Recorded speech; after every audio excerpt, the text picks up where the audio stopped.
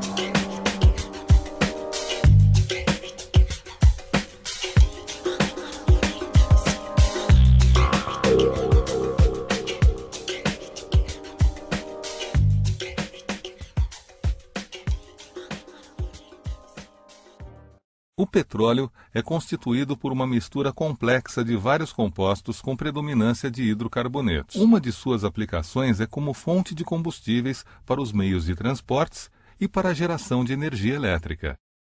Outra aplicação do petróleo é como fonte de matérias-primas, ou seja, de substâncias reagentes para a preparação de novos produtos, tais como plásticos, tintas, detergentes, fibras têxteis e medicamentos. Seja para ser usado como combustível ou como matéria-prima, o petróleo bruto, aquele que sai do poço, deve passar por uma separação de seus componentes que é feita numa refinaria. O principal processo da refinação é a destilação fracionada, que separa o petróleo em misturas mais simples, chamadas frações. Nesse processo, o petróleo é aquecido em um forno a cerca de 600 graus Celsius, sendo vaporizado. O vapor produzido é enviado para a torre de fracionamento ou coluna de destilação, que é um tubo vertical formado por bandejas horizontais dispostas umas sobre as outras com temperaturas diferentes. As temperaturas das bandejas inferiores são mais elevadas que as das bandejas superiores. Ao subirem pela coluna, os vapores do petróleo são resfriados. Quando uma fração desses vapores atinge uma bandeja com temperatura menor do que sua temperatura de ebulição, ocorre a condensação dos vapores e o líquido resultante é retirado da coluna. Os vapores restantes, que têm pontos de ebulição mais baixos que a temperatura da bandeja, borbulham no líquido e passam para a bandeja superior, onde o mesmo processo se repete e outra fração é condensada e retirada.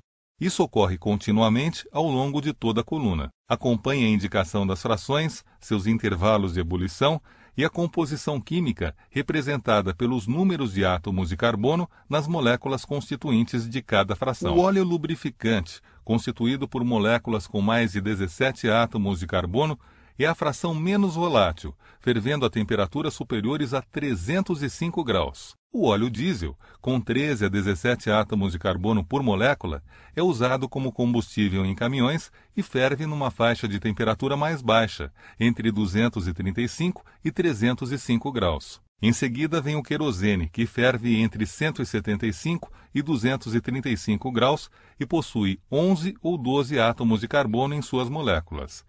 Ele é utilizado como combustível em aviões. A gasolina, usada como combustível em automóveis, é constituída por moléculas que têm de 5 a 10 átomos de carbono e sua faixa de temperatura de ebulição está entre 40 e 175 graus. O gás, usado como combustível doméstico e industrial, é a fração mais volátil do petróleo, sendo constituído por moléculas que possuem de 1 a 4 átomos de carbono. O resíduo da destilação é usado para a fabricação de asfalto, que pavimenta ruas e estradas. Ele é constituído por moléculas com mais de 38 átomos de carbono e ferve a temperaturas superiores a 510 graus.